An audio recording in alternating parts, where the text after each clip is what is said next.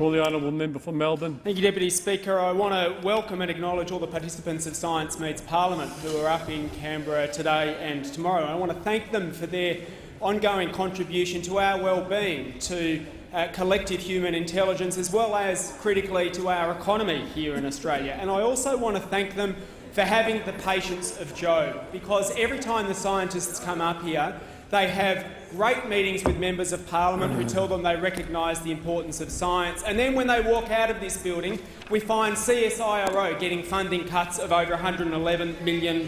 We find science being treated as a political football, with 1,700 jobs and some world-leading science research infrastructure being put on the chopping block just to make a short-term grubby political point. And we find that under this government, spending on science and research and innovation is now going to be at its lowest since we started keeping records in the late 70s. Mr Deputy Speaker, I am sick of science and research being treated as a political football. I am sick of the science and research budget being treated as a honeypot that can be dipped into every time that federal governments feel like the budget is getting tight.